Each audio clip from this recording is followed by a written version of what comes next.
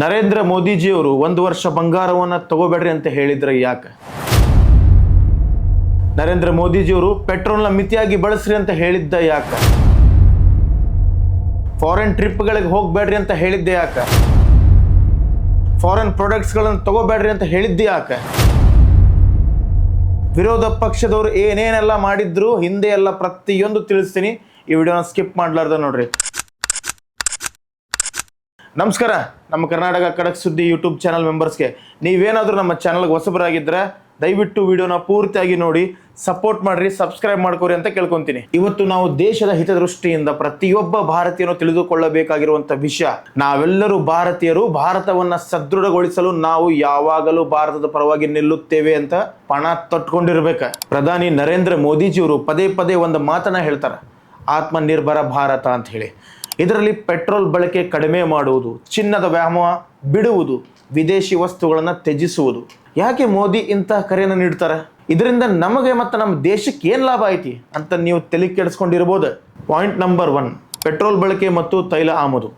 ಭಾರತವು ತನ್ನ ಅಗತ್ಯದ 80%ಕ್ಕೂ ಹೆಚ್ಚು ಕಚ್ಚಾ ತೈಲವನ್ನು ವಿದೇಶಗಳಿಂದ ಆಮದು ಮಾಡಿಕೊಳ್ತದೆ. ಇದರಿಂದ ಭಾರತದ ಹಣ ವಿದೇಶಕ್ಕೆ ಜಾಸ್ತಿ ಹೋಗ್ತೈತಿ. ಅದರ ಬದಲಿಗೆ ನಾವು ಪೆಟ್ರೋಲ್ ಉಳಿಸಿದ್ರೆ ಅಥವಾ ಎಲೆಕ್ಟ್ರಿಕಲ್ ವಾಹನಗಳನ್ನು ಬಳಸಿದ್ರೆ ಭಾರತದ ಹಣ ವಿದೇಶಕ್ಕೆ ಹೋಗುವುದು ತಪ್ಪತೈತಿ. ಇದರಿಂದ ರೂಪಾಯಿಗಳ ಮೌಲ್ಯ ಕೂಡ ಹೆಚ್ಚಾಕೈತಿ. ಸಾಧ್ಯವಾದಷ್ಟು ವರ್ಕ್ ಫ್ರಮ್ ಹೋಮ್ ತಗೋರಿ, ಇದರಿಂದ ಅನಗತ್ಯ ಓಡಾಟ ತಪ್ಪತೈತಿ. ಪೆಟ್ರೋಲ್ ಆದಷ್ಟು ಕಡಿಮೆ ಬಳಸ್ರಿ, ಅನಾವಶ್ಯಕವಾಗಿ ಪೆಟ್ರೋಲ್ ಬಳಕೆ ಮಾಡಬೇಡ್ರಿ. ಪಾಯಿಂಟ್ ನಂಬರ್ 2, ಚಿನ್ನದ ಖರೀದಿ. ಭಾರತೀಯರಿಗೆ ಚಿನ್ನವೆಂದರೆ ಹೆಚ್ಚು ಪ್ರೀತಿ, ಆದರೆ ನಾವು ವರ್ಷಕ್ಕೆ ಟನ್ಗಟ್ಟಲೆ ಚಿನ್ನವನ್ನು ಆಮದು ಮಾಡಿಕೊಳ್ತೇವೆ. ಇದು ದೇಶದ ಚಾಲ್ತಿ ಖಾತೆ ಕೊರತೆಯನ್ನ, ಕರೆಂಟ್ ಅಕೌಂಟ್ ಡಿಫಿಸಿಟಿ ಹೆಚ್ಚಿಸುತ್ತದೆ. ನಾನು ಪರ್ಸನಲಿ ನಿಮ್ಗೊಂದು ವಿಚಾರ ಹೇಳೋದಕ್ಕೆ ಇಷ್ಟಪಡ್ತೀನಿ. ಫ್ರೆಂಡ್ಲಿ ಒಳಗೆ ದಯವಿಟ್ಟು ಬಂಗಾರಕ್ಕೆ ಜಾಸ್ತಿ ದುಡ್ಡು ಹಾಕಬೇಡ್ರಿ, ಲಿಮಿಟ್ ಇರಲಿ. ನಿಮ್ಮ ಮನೆಯೊಳಗೆ ಯಾರಿಗೆ ಎಷ್ಟು ಅವಶ್ಯಕತೆ ಇದೆಯೋ ಅಷ್ಟ ತಗೊಳ್ರಿ, ಉಳಿಸ್ಕೊರಿ. ಆದ್ರೆ ಅದಕ್ಕೆ ಅಡಿಕ್ಟ್ ಆಗಬೇಡ್ರಿ. ಜನರು 1 ವರ್ಷದ ಚಿನ್ನದ ಮೇಲೆ ಹೂಡಿಕೆ ಮಾಡೋ ಬದಲು ದೇಶದ ಉದ್ಯಮಗಳಲ್ಲಿ ಅಥವಾ ಬ್ಯಾಂಕ್ಗಳಲ್ಲಿ ಹೂಡಿಕೆ ಮಾಡಿದ್ರೆ ಆ ಹಣ ದೇಶದ ಅಭಿವೃದ್ಧಿಗೆ ಬಳಕೆ ಆಗ್ತೈತಿ. ಚಿನ್ನದ ಹೂಡಿಕೆ ಕೇವಲ ನಿಮ್ಮ ಲಾಕರ್ನಲ್ಲಿ ಇರ್ತದೆ, ಆದ್ರೆ ಉದ್ಯಮ ಹೂಡಿಕೆ ಕೆಲಸಗಳನ್ನ ಸೃಷ್ಟಿ ಮಾಡ್ತದೆ. ಎಕ್ಸಾಂಪಲ್, ನೀವು ಒಂದು 4 ಚೈನ್ 4 ಉಂಗುರ ಹಾಕೊಂಡು ಅಡ್ಡಾಡತ್ರಿ, ಏನೋ ಬಂಗಾರದ ಮನುಷ್ಯ ಅಂತಾರೆ. ಆದ್ರೆ ಮನುಷ್ಯನ ಮನಸ್ಸು ನೋಡಿ ಇಲ್ಲಿ ಜನ ಪ್ರೀತಿ ಕೊಡ್ತಾರೆ. ನೀವು ಹಾಕೊಂಡಿರುವಂಥ ಬಂಗಾರ ಅಲ್ಲ. ಮೊದಲು ಪ್ರತಿಯೊಬ್ಬರ ಮನಸ್ಸು ಗೆಲ್ಲಕ್ಕೆ ನೋಡ್ರಿ. ನಿಮ್ಮ ಹತ್ರ ಇರುವಂಥ ದುಡ್ಡಿಂದ ಒಂದು 4 ಜನಕ್ಕೆ ಏನೋ ಒಂದು ಕೆಲಸವನ್ನ ಸೃಷ್ಟಿ ಮಾಡಿಸ್ರಿ, ಒಂದು ಬಿಸ್ನೆಸ್ ಮಾಡ್ರಿ. ಇನ್ನೂ ನೀವು ಇನ್ಕ್ರೀಸ್ ಮಾಡ್ಕೊರಿ, ಆ ದುಡ್ಡನ್ನ ಡಬಲ್ ಮಾಡ್ಕೊರಿ. ಒಳ್ಳೆ ಬಿಸ್ನೆಸ್ ಮಾಡಿಕೊಂಡು 4 ಜನಕ್ಕೆ ಕೆಲಸ ಕೊಡ್ರಿ. ಅದು ಬಿಟ್ಟು ಜಾಸ್ತಿ ಬಂಗಾರ ಐತಿ ಅಂತ ಹೇಳಿ ಬ್ಯಾಂಕ್ ಹೋಗಿ ಲಾಕರ್ದಾಗ ಇಟ್ರೆ ಅದು ಅಲ್ಲೇ ಇರ್ತದೆ. ದೇಶಕ್ಕೋಸ್ಕರ ನಿಮ್ಮ ಸುತ್ತಮುತ್ತ ಇರುವಂಥ ಜನರಿಗೆ ಬೆಳೆಸಬೇಕಂತ ಏನಾದರೂ ಒಂದು ಪ್ಲಾನ್ ಮಾಡ್ರಿ. ಪರ್ಸ್ನಲ್ ಹೇಳಾಗತ್ತೆ ನಾನು ನಿಮ್ಗೆ. ಪ್ರಧಾನಿಯವರು 1 ವರ್ಷ ಚಿನ್ನವನ್ನು ಖರೀದಿಸಬೇಡ್ರಿ ಅಂತೇಳಿ ಅಧಿಕೃತ ಆದೇಶವನ್ನು ಹೊರಡಿಸಿಲ್ಲ. ಬದಲಾಗಿ ಸವರನ್ ಗೋಲ್ಡ್ ಬಾಂಡ್ ಅಂತಹ ಯೋಜನೆಗಳ ಮೂಲಕ ಡಿಜಿಟಲ್ ಹೂಡಿಕೆಗೆ ಉತ್ತೇಜನ ನೀಡುತ್ತಿದ್ದಾರೆ. ಪಾಯಿಂಟ್ 3, ಸ್ವದೇಶಿ ವಸ್ತುಗಳ ಬಳಕೆ. ಸಣ್ಣ ಸೂಜಿಯಿಂದ ಹಿಡಿದು ದೊಡ್ಡ ಎಲೆಕ್ಟ್ರಾನಿಕ್ವರೆಗೂ ಕೂಡ ನಾವು ಚೀನಾ ಅಥವಾ ಇತರ ದೇಶಗಳ ಮೇಲೆ ಅವಲಂಬಿತರಾಗಿರ್ತೇವೆ. ನಾವು ಭಾರತೀಯ ಕಂಪನಿಗಳ ವಸ್ತುಗಳನ್ನು ಖರೀದಿ ಮಾಡಿದರೆ ಭಾರತದಾಗಿರುವಂಥ ಉದ್ಯಮಗಳು ಬೆಳೆಯುತ್ತಾರೆ, ಸ್ಥಳೀಯರಿಗೆ ಕೆಲಸ ಸಿಗ್ತೈತಿ ಮತ್ತು ಭಾರತವೂ ಕೂಡ ಉತ್ಪಾದನಾ ಕೇಂದ್ರವಾಗ್ತೈತಿ. ಪಾಯಿಂಟ್ 4, ಇತಿಹಾಸದಲ್ಲಿ ಇಂತಹ ಕರೆಗಳು.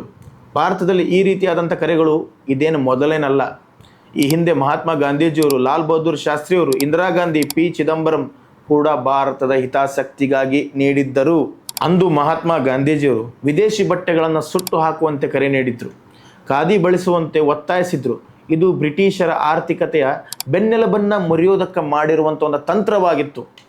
ಲಾಲ್ ಬಹದ್ದೂರ್ ಶಾಸ್ತ್ರಿ 1965ರ ಯುದ್ಧದ ಸಮಯದೊಳಗೆ ದೇಶದಲ್ಲಿ ಆಹಾರ ಕೊರತೆ ಉಂಟಾದಾಗ ಶಾಸ್ತ್ರಿಯವರು ವಾರಕ್ಕೆ 1 ಹೊತ್ತು ಊಟ ಬಿಡ್ರಿ ಅಂತ ಹೇಳಿ ಕರೆ ನೀಡಿದ್ರು.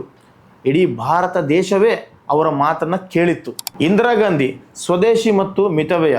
1971ರ ಯುದ್ಧ ಮತ್ತು ನಂತರದ ತೈಲ ಬಿಕ್ಕಟ್ಟಿನ ಆಯಿಲ್ ಕ್ರೈಸಿಸ್ ಸಮಯದೊಳಗೆ ಇಂದಿರಾ ಗಾಂಧಿಯವರು ಮಿತವ್ಯಯಕ್ಕೆ ಕರೆ ನೀಡಿದ್ರು. ವಿದೇಶಿ ವಸ್ತುಗಳ ವ್ಯಾಮೋಹ ಬಿಟ್ಟು ಭಾರತದಲ್ಲೇ ತಯಾರಾಗಿರುವಂಥ ವಸ್ತುಗಳನ್ನ ಬಳಸೋದಕ್ಕೆ ಅವರು ಪ್ರೋತ್ಸಾಹಿಸಿದ್ರು. ಪೆಟ್ರೋಲ್ ಬೆಲೆ ಏರಿಕೆಯಾದಾಗ ಅದನ್ನು ಮಿತವಾಗಿ ಬೆಳೆಸುವಂತೆ ಸರ್ಕಾರ ಮಟ್ಟದಲ್ಲೂ ಕೂಡ ಸೂಚನೆಗಳನ್ನು ನೀಡಲಾಗಿತ್ತು. ಮನಮೋಹನ್ ಸಿಂಗ್ ಅವರ ಸರ್ಕಾರ ನಡೆಸುತ್ತಾ ಅಂತಂದಾಗ ಚಿನ್ನದ ಮೇಲೆ ವ್ಯಾಮೋಹ ಕಡಿಮೆ ಮಾಡ್ರಿ ಅಂತ ಕರೆ ಕೊಟ್ಟಿದ್ರು. 2013 ಭಾರತದ ಆರ್ಥಿಕತೆಯಲ್ಲಿ ಚಾಲ್ತಿ ಖಾತೆ ಕೊರತೆ CAD ವಿಪರೀತವಾಗಿ ಹೆಚ್ಚಾದಾಗ ಅಂದಿನ ಯೂನಿಯನ್ ಫೈನಾನ್ಸ್ ಮಿನಿಸ್ಟರ್ ಆಗಿರುವಂಥ ಪಿ ಚಿದಂಬರಂ ಅವರು ದೇಶದ ಜನರಲ್ಲಿ ಒಂದು ಮನವಿ ಮಾಡಿಕೊಂಡಿದ್ರು. ದಯವಿಟ್ಟು ಸ್ವಲ್ಪ ಸಮಯದವರೆಗೂ ಚಿನ್ನವನ್ನ ಖರೀದಿಸಬೇಡ್ರಿ ಅಂತ ಹೇಳಿ ಮನವಿ ಮಾಡಿಕೊಂಡಿದ್ರು. ಈಗ ಅದೇ ದೃಷ್ಟಿಕೋನದ ಹಾದಿಯಲ್ಲಿ ನಮ್ಮ ಹೆಮ್ಮೆಯ ಪ್ರಧಾನಿ ಮೋದಿ ಅವರು ಕೂಡ ಈ ಕರೆಯನ್ನು ಕೊಟ್ಟಿದ್ದಾರೆ. ಈ ಹಿಂದೆನೂ ಪ್ರಧಾನಿ ನರೇಂದ್ರ ಮೋದಿ ಅವರು ಮೇಕ್ ಇನ್ ಇಂಡಿಯಾ ಅನ್ನೋ ಒಂದು ಕಾನ್ಸೆಪ್ಟ್ ತಂದಾರ. ಅದಕ್ಕೆ ಎಷ್ಟೋ ಜನ ಸಪೋರ್ಟ್ ಕೂಡ ಮಾಡ್ಯಾರ, ಅದೆಷ್ಟೋ ಜನ ಹೇಟ್ ಕೂಡ ಮಾಡ್ಯಾರ. ನೀವೇ ಯೋಚನೆ ಮಾಡ್ರಿ, ನಮ್ಮ ಪಕ್ಕದಲ್ಲಿರುವಂಥ ಚೀನಾ ದೇಶ ಪ್ರತಿಯೊಂದು ವಸ್ತುನೂ ಕೂಡ ತನ್ನಲ್ಲೇ ತಯಾರು ಮಾಡ್ತದೆ. ಹಾಗೆ ಅಲ್ಲಿರುವಂಥ ಪ್ರತಿಯೊಬ್ಬ ಚೀನಾದ ಪ್ರಜೆಯೂ ಕೂಡ ಅವರದ್ದೇ ಆದ ವಸ್ತುಗಳನ್ನು ಉಪಯೋಗ ಮಾಡ್ತಾರೆ. ಇವೆಲ್ಲ ಕೇವಲ ಸರ್ಕಾರದ ಜವಾಬ್ದಾರಿ ಅಲ್ಲ. ಒಬ್ಬ ಜವಾಬ್ದಾರಿಯುತ ನಾಗರಿಕನಾಗಿ ನಾವು ಸಣ್ಣ ಬದಲಾವಣೆ ಮಾಡಿದರೆ ಅದು 140 ಕೋಟಿ ಜನರ ಮೂಲಕ ದೊಡ್ಡ ಶಕ್ತಿಯಾಗಿ ಬದಲಾಗ್ತೈತಿ. ದೇಶ ಮೊದಲು ಎಂಬ ಭಾವನೆ ನಮ್ಮದಾಗಲಿ. ಈ ಅಭಿಯಾನಕ್ಕೆ ಭಾರತೀಯರು ಯಾಕೆ ಕೈ ಜೋಡಿಸ್ಬೇಕು ಅಂತ ನೀವು ನನಗೆ ಪ್ರಶ್ನೆ ಮಾಡ್ಬೋದು. ಉದ್ಯೋಗ ಸೃಷ್ಟಿ, ಸ್ವದೇಶಿ ವಸ್ತು ಬಳಸಿದ್ರೆ ನಮ್ಮ ಸುತ್ತಮುತ್ತ ಇರುವಂಥವ್ರಿಗೆ ಕೆಲಸ ಸಿಗ್ತೈತಿ. ರೂಪಾಯಿ ಮೌಲ್ಯ, ಆಮದು ಕಡಿಮೆ ಆದಷ್ಟು ರೂಪಾಯಿ ಬಲಗೊಳ್ಳುತ್ತದೆ. ಬೆಲೆ ಏರಿಕೆ ನಿಯಂತ್ರಣಕ್ಕೆ ಬರ್ತೈತಿ. ಹೊರ ದೇಶದಿಂದ ಆಮದು ಆಗುವ 90% ವಸ್ತುಗಳನ್ನು ಕೈಬಿಟ್ಟು ಭಾರತದ ನೆಲದಲ್ಲಿ ತಯಾರಾದ ವಸ್ತುಗಳನ್ನು ಖರೀದಿಸಿರಿ. ಭಾರತವನ್ನು ಪ್ರತ್ಯಕ್ಷವಾಗಿ ಬೆಂಬಲಿಸಿರಿ. ಇದರಿಂದ ಡಾಲರ್ನ ಬೆಲೆ ಕಡಿಮೆ ಆಗ್ತೈತಿ. ಭಾರತದ ರೂಪಾಯಿಗೆ ಹೆಚ್ಚಿನ ಮೌಲ್ಯ, ಹೆಚ್ಚಿನ ಆದ್ಯತೆ ಸಿಗ್ತೈತಿ. ಆಗ ಅಷ್ಟೇ ಭಾರತ ಸದೃಢ ರಾಷ್ಟ್ರವಾಗಿ ವಿಶ್ವಗುರು ಆಗಲು ಸಾಧ್ಯ. ಪ್ರತಿಯೊಬ್ಬರು ಹೇಳ್ತಾರಲ್ಲ, ಡಾಲರ್ ಬೆಲೆ ದಿನದಿಂದ ದಿನಕ್ಕೆ ಹೆಚ್ಚಾಗ್ತೈತಿ ಅಂತ ಹೇಳಿ. ಈ ರೀತಿ ಎಲ್ಲ ವಿದೇಶದ ಮೇಲೆ ಡಿಪೆಂಡ್ ಆಗಿದ್ರೆ ನಾವು ಡಾಲರ್ ಬೆಲೆ ಹೆಚ್ಚಾಗ್ಲಾರ್ದ ಮತ್ತೆ ಇನ್ನೇನಾಗ್ತೈತಿ.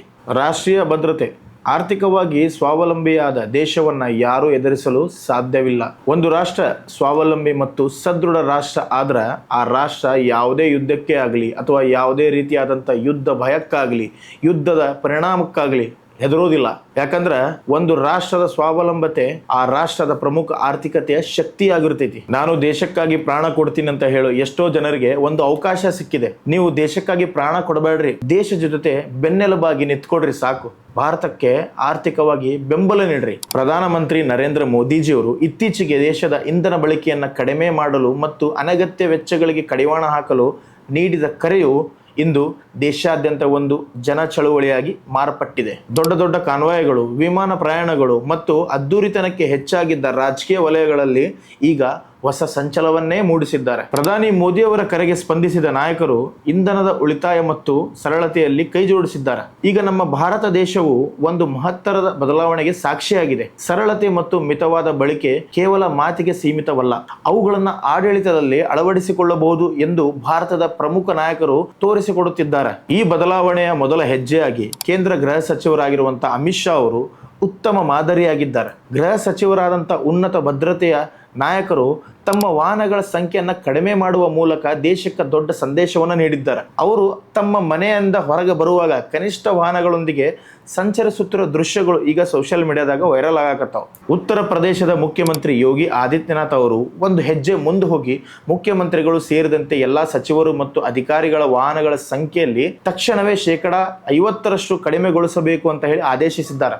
ಅಷ್ಟೇ ಅಲ್ಲದೆ ವಾರದೊಳಗೆ ಒಂದು ದಿವಸ ಸಚಿವರು ಮತ್ತು ಸಂಸದರು ಮತ್ತು ಶಾಸಕರು ಕಂಪಲ್ಸರಿ ಸಾರ್ವಜನಿಕ ಸಾರಿಗೆಯನ್ನ ಬಸ್ ಅಥವಾ ರೈಲನ್ನ ಬಳಸಬೇಕು ಅಂತ ಹೇಳಿ ಸೂಚಿಸಿದ್ದಾರೆ. ಇದೇ ಹಾದಿಯಲ್ಲಿ ಮಧ್ಯಪ್ರದೇಶದ ಮುಖ್ಯಮಂತ್ರಿ ಮೋಹನ್ ಯಾದವ್ ಅವರು ಕೂಡ ತಮ್ಮ ಕೆಲಸದಲ್ಲಿ ಕನಿಷ್ಠ ವಾಹನಗಳನ್ನು ಬಳಸುವುದಾಗಿ ಘೋಷಿಸಿದ್ದಾರೆ. ಜನಪ್ರತಿನಿಧಿಗಳು ಜನಸಾಮಾನ್ಯರಂತೆ ಬದುಕಿದಾಗ ಮಾತ್ರ ವ್ಯವಸ್ಥೆ ಸುಧಾರಿಸುತ್ತದೆ ಎಂಬ ಮೋದಿಯವರ ಆಶಯಕ್ಕೆ ಅವರೆಲ್ಲರೂ ಇವತ್ತು ಬೆಂಬಲ ನೀಡಕತ್ತಾರೆ. ಸಾರಿಗೆಗೆ ಆದ್ಯತೆ ನೀಡುವಂತೆ ಅವರು ಅಧಿಕಾರಿಗಳಿಗೆ ಕಟ್ಟುನಿಟ್ಟಿನ ಆದೇಶವನ್ನು ನೀಡಿದ್ದಾರೆ. ಇತ್ತ ರಾಜಸ್ಥಾನದಲ್ಲಿ ಮುಖ್ಯಮಂತ್ರಿ ಭಜನ್ ಲಾಲ್ ಅವರು ಕೂಡ ಅವರ ಭದ್ರತೆ ಹೆಸರಿನಲ್ಲಿ ಅನಗತ್ಯವಾಗಿ ಓಡಾಡುವ ವಾಹನಗಳನ್ನ ನಿಲ್ಲಿಸಲು ಸೂಚಿಸಿದ್ದಾರೆ. ದೆಹಲಿಯ ನಾಯಕಿ ರೇಖಾ ಗುಪ್ತಾ ಅವರು ಕೂಡ ತಮ್ಮ ಸಂಪುಟದ ಸಚಿವರು ಮತ್ತು ಶಾಸಕರು ಕನಿಷ್ಠ ವಾಹನಗಳನ್ನು ಬಳಸುವಂತೆ ಸೂಚಿಸಿದ್ದಾರೆ. ಸರ್ಕಾರದ ಮುಖ್ಯ ಕಾರ್ಯದರ್ಶಿಯಿಂದ ಹಿಡಿದು ಪ್ರತಿಯೊಬ್ಬ ಸಾರ್ವಜನಿಕ ಪ್ರತಿನಿಧಿಯೂ ಕೂಡ ಇಂಧನದ ಉಳಿತಾಯದ ಈ ಅಭಿಯಾನದಲ್ಲಿ ಭಾಗಿಯಾಗುತ್ತಿದ್ದಾರೆ. ಮಹಾರಾಷ್ಟ್ರ ಸರ್ಕಾರ ಒಂದು ಮಹತ್ವದ ನಿರ್ಧಾರ ತಗೊಂಡೈತಿ.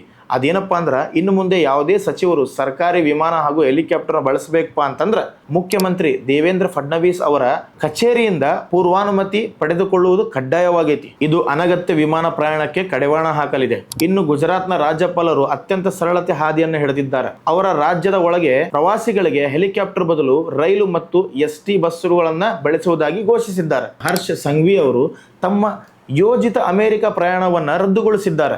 ವಿದೇಶಿ ಪ್ರವಾಸಗಳನ್ನು ಕಡಿಮೆ ಮಾಡಿ ದೇಶದ ಸಂಪನ್ಮೂಲಗಳನ್ನು ಉಳಿಸಬೇಕೆಂಬ ಮೋದಿಯವರ ಕರೆಗೆ ಅವರು ಈ ಮೂಲಕ ಗೌರವ ಸಲ್ಲಿಸಿದ್ದಾರೆ. ಅಗತ್ಯವಿದ್ದಾಗ ಮಾತ್ರ ಅಧಿಕೃತ ಪ್ರವಾಸ ಕೈಗೊಳ್ಳುವುದಾಗಿ ಅವರು ತಿಳಿಸಿದ್ದಾರೆ. ಕರ್ನಾಟಕ ಗೌರ್ಮೆಂಟ್ ಈ ಅಭಿಯಾನಕ್ಕೆ ಎಷ್ಟು ಕೈ ಜೋಡಿಸ್ತಿತ್ತೋ ಏನೋ ಗೊತ್ತಿಲ್ಲ. ಆದ್ರೆ ಕರ್ನಾಟಕ ಜನತೆ ಆಗಿರುವಂಥ ನಾವು ನಮ್ಮ ದೇಶದ ಪರವಾಗಿ ನಿಲ್ಲಬೇಕು. ಈ ಅಭಿಯಾನಕ್ಕೆ ನಾವೆಲ್ಲರೂ ಸೇರಿ ಕೈ ಜೋಡಿಸಬೇಕು. ಈ ಎಲ್ಲ ಬೆಳವಣಿಗೆಗಳು ಏನನ್ನ ಸೂಚಿಸ್ತಾವಪ್ಪ ಅಂತಂದ್ರೆ, ಇಂಧನ ಭದ್ರತೆ, ಪೆಟ್ರೋಲ್ ಮತ್ತು ಡೀಸೆಲ್ ಮೇಲಿನ ಅವಲಂಬನೆ ಕಡಿಮೆಯಾದರೆ ದೇಶದ ಆರ್ಥಿಕತೆ ಬಲ ಸಿಗುತ್ತದೆ ಅಂತ ಹೇಳಿ, ಪರಿಸರ ಸಂರಕ್ಷಣೆ, ವಾಹನಗಳ ಬಳಕೆ ಕಡಿಮೆ ಆದಷ್ಟು ವಾಯು ಮಾಲಿನ್ಯ ಕೂಡ ಕಡಿಮೆ ಆಗ್ತದೆ, ಸರಳ ಆಡಳಿತ, ಜನಪ್ರತಿನಿಧಿಗಳು ಅದ್ದೂರಿತನ ಬಿಟ್ಟು ಸಾಮಾನ್ಯರಂತೆ ಬದುಕಿದಾಗ ಜನರು ಮತ್ತು ಸರ್ಕಾರದ ನಡುವಿನ ಅಂತರ ಕಡಿಮೆ ಆಗುತ್ತದೆ. ಪ್ರಧಾನಿ ಮೋದಿಯವರ ಈ ಒಂದು ಸಣ್ಣ ಕರೆಯಿಂದ ದೇಶದ ಆಡಳಿತ ಶೈಲಿಯನ್ನೇ ಬದಲಿಸುತ್ತಿದೆ. ಇದು ಕೇವಲ ನಾಯಕರಿಗೆ ಮಾತ್ರವಲ್ಲ, ನಮ್ಮಂತ ಸಾಮಾನ್ಯ ಜನರಿಗೂ ಕೂಡ ಒಂದು ಪಾಠ. ಅವರಿವರ ಮಾತುಗಳನ್ನ ಮತ್ತು ಟ್ವೀಟ್ಗಳನ್ನ ತಲೆಗೆ ಹಾಕೋಲಾರ್ದ ದೇಶ ಪ್ರೇಮಿಗಳಾಗಿ ದೇಶದ ಪರ ನಿಂತ್ಕೊಳ್ರಿ. ಯಾಕಂತಂದ್ರ ಅಮೆರಿಕ, ಇಸ್ರೇಲ್ ಮತ್ತು ಇರಾನ್ ಯುದ್ಧ ಇಡೀ ಏಷ್ಯಾ ದೇಶದ ಮೇಲೆ ಪ್ರಭಾವ ಬಿದ್ದಿದೆ. ಇದರಿಂದ ನಮ್ಮನ್ನು ನಾವು ಬಲಪಡಿಸಿಕೊಳ್ಳುವ ಮಾರ್ಗವನ್ನೇ ಪ್ರಧಾನಿಯವರು ಹೇಳುತ್ತಿದ್ದಾರೆ. ಇದು ನಮ್ಮ ಭವಿಷ್ಯದ ಕರೆಯು ಹೊರತು ಆಡಳಿತ ಫೇಲ್ಯೂರ್ ಅಲ್ಲ. ನಾವು ಕೂಡ ಸಾಧ್ಯವಾದಷ್ಟು ಸಾರ್ವಜನಿಕ ಸಾರಿಗೆ ಬಳಸಿ ಇಂಧನ ಉಳಿಸಿ ನವ ಭಾರತ ನಿರ್ಮಾಣಕ್ಕೆ ಕೈ ಜೋಡಿಸೋಣ. ಭಾರತದ ಜನ ಯಾವುದಕ್ಕೂ ಅಂಜಲ್ಲ, ಏನೇ ಆದರೂ ಭಾರತದ ಪರ ನಿಲ್ತಾರೆ ಅಂತ ಈ ಸಂದರ್ಭದಲ್ಲಿ ನಾವೆಲ್ಲರೂ ಈ ಜಗತ್ತಿಗೆ ತೋರಿಸೋಣ. ಜೈ ಹಿಂದ್, ಜೈ ಭಾರತ್.